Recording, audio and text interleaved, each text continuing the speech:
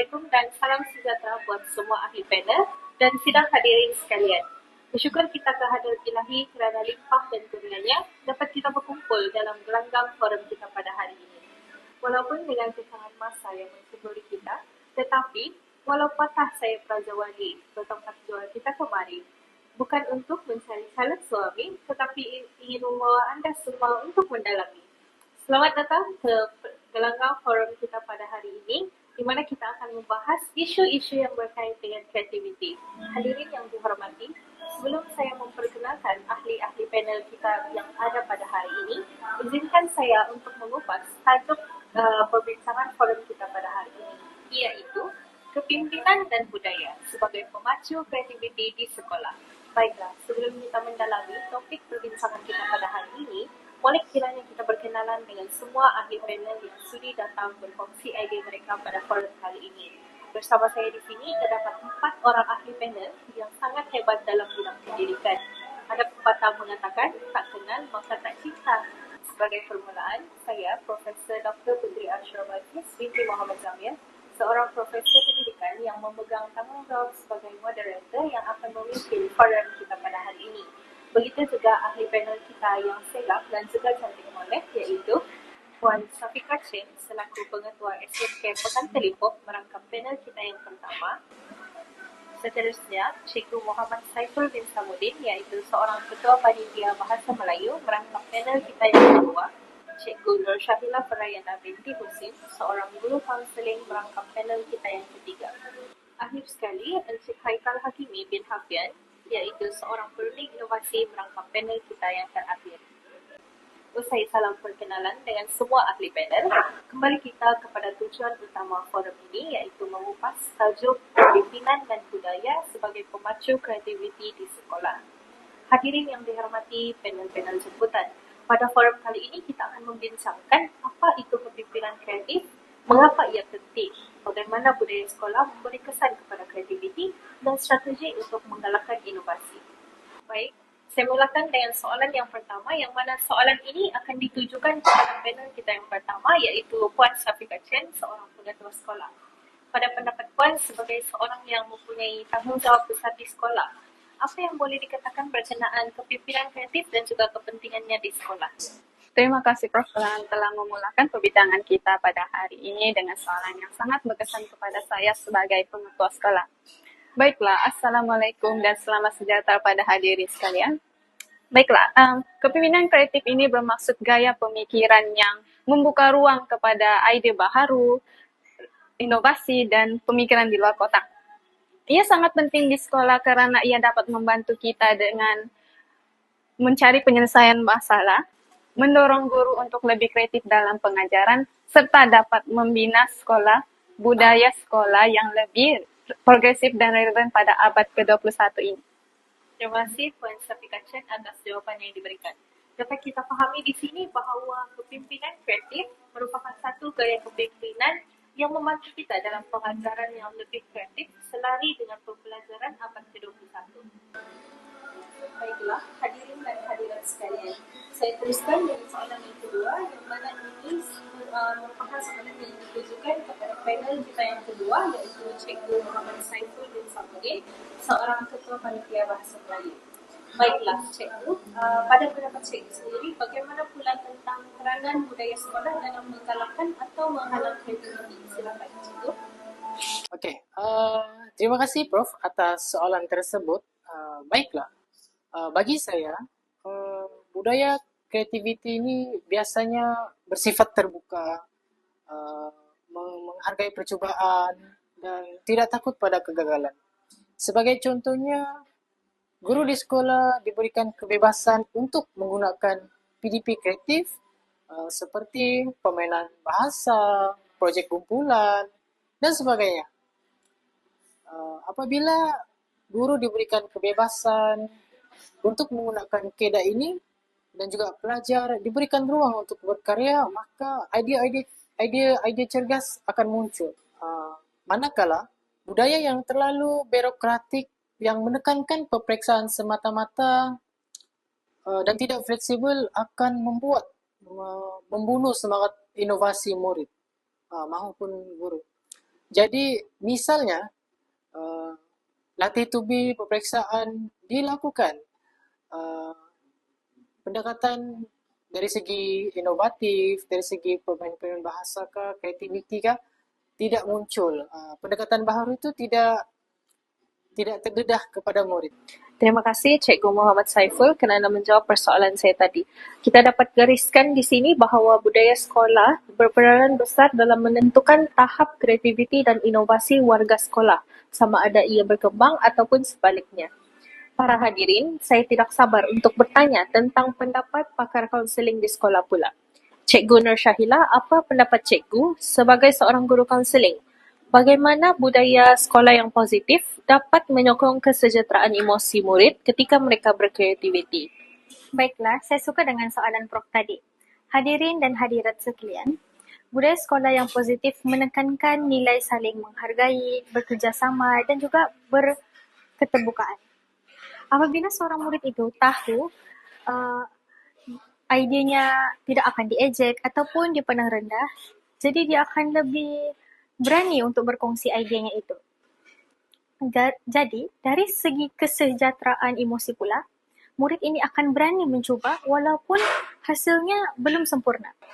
Terima kasih kerana menjawab soalan tersebut dengan jawapan yang menarik.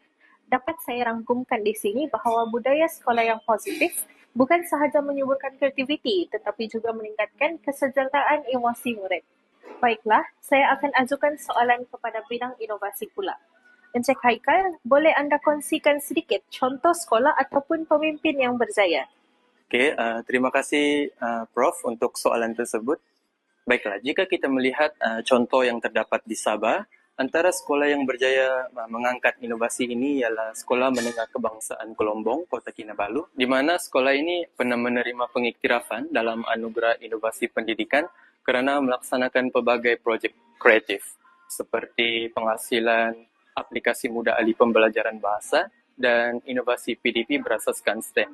Oleh itu, kejayaan ini lahir adalah disebabkan sokongan daripada pengetua dan barisan guru yang berani mencuba pendekatan baharu dalam pengajaran. Wah, sungguh hebat sekolah yang dikongsikan oleh Encik Haikal. Jawapan yang boleh dikatakan mampu memberikan inspirasi kepada generasi muda. Hadirin dan hadirat, perbincangan kita diteruskan kepada soalan yang berikutnya. Saya kembali kepada Puan Pengetua dan juga guru kaunseling kita. Bagi pendapat anda berdua, apakah cabaran utama dalam membina budaya sekolah kreatif? Yang pertama, silakan Puan Syafiqah Chen. Okey, baiklah. Bagi saya terdapat banyak cabaran, tetapi cabaran utamanya ialah kekangan kewangan dan kemudahan teknologi, lepas itu tekanan terhadap pencapaian peperiksaan dan juga segelintir guru kurang dengan perubahan baharu. Terima kasih Puan Pengetua. Seterusnya Cikgu Nur Syahila. Baiklah, terima kasih Prof.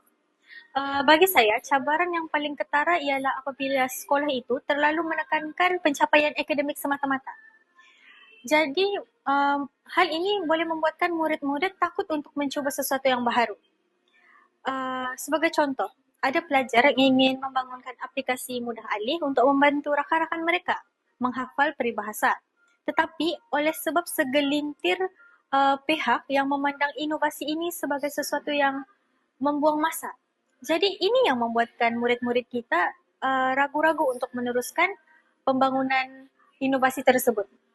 Jadi dari sudut emosi pula, ini yang akan membuatkan mereka tertekan dan takut untuk meneruskan idea-idea inovasi mereka ini. Wah, jawapan yang sangat bernas daripada panel kita yang pertama dan juga panel kita yang ketiga. Terima kasih Puan Syafiqah Chen dan Cikgu Nur Syahila atas jawapan yang telah diberikan. Para hadirin, tak kita sedari perbincangan kita semakin luntur di mana masa mula mencemburi kita. Oleh itu, sebelum saya menamatkan perbincangan pada kali ini, saya ingin meminta pendapat daripada semua ahli panel mengenai satu strategi yang penting untuk membina budaya inovatif di sekolah.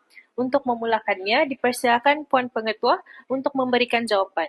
Puan, apakah strategi penting untuk membina budaya inovatif di sekolah? Terima kasih Prof atas soalan tersebut.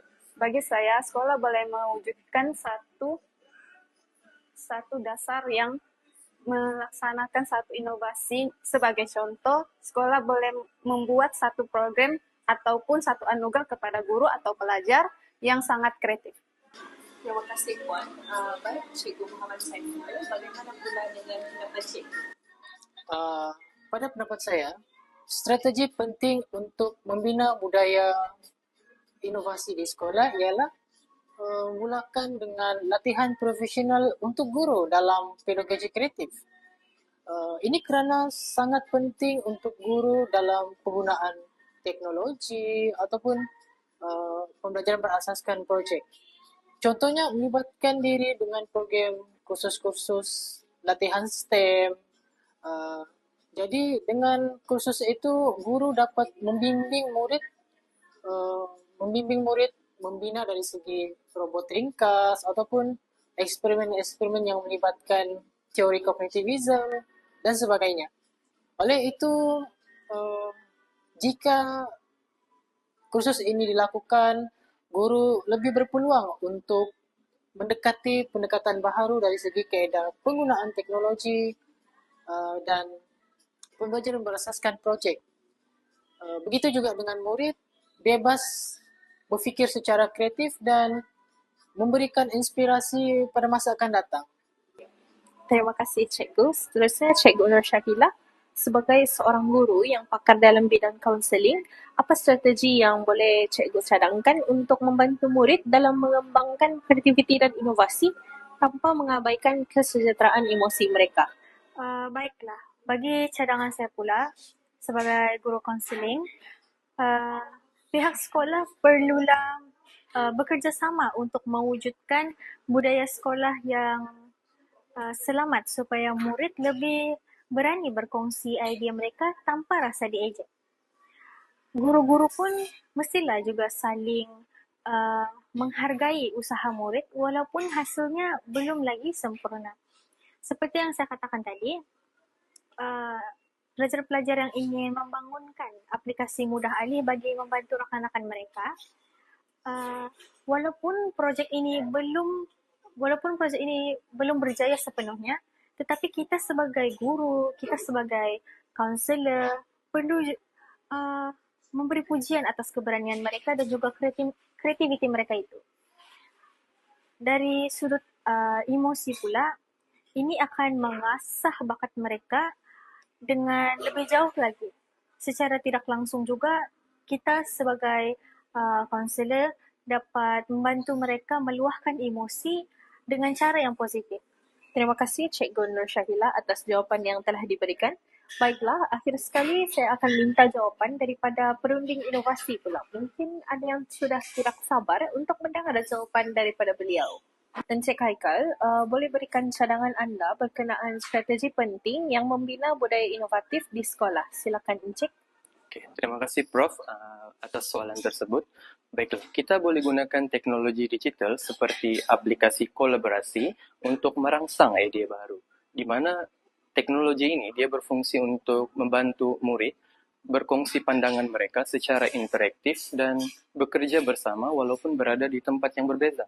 Sebagai contoh, penggunaan Google Jamboard ataupun Padlet dapat membantu murid untuk menulis idea secara serentak dalam aktiviti brainstorming, lalu menghasilkan lebih banyak cadangan-cadangan yang kreatif berbanding hanya perbincangan biasa yang dilaksanakan di dalam kelas. Wah, strategi yang sangat menarik. Terima kasih Encik atas jawapan sebentar tadi. Demikian tadi perbincangan kita yang membawa tajuk kepimpinan dan budaya sebagai pemacu kreativiti di sekolah. Terima kasih sahabat-sahabat panel, Puan Syafiqah Chen, Cikgu Muhammad Saiful, Cikgu Nur Syahila dan juga Encik Haikal Hakimi.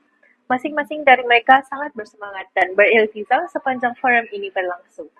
Sidang hadirin, dapat saya rumuskan di sini bahawa kreativiti dapat didorong dan juga dititik beratkan di sekolah melalui dua benda, iaitu kepimpinan dan juga budaya.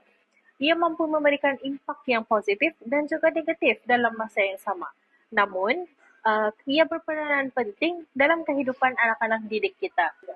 Ahli-ahli panel, hadirin dan hadirat, saya selaku moderator forum pada hari ini mengucapkan jutaan terima kasih buat semua yang hadir dan mohon ampun dan maaf sekiranya ada salah dan silap sepanjang saya memimpin forum pada hari ini.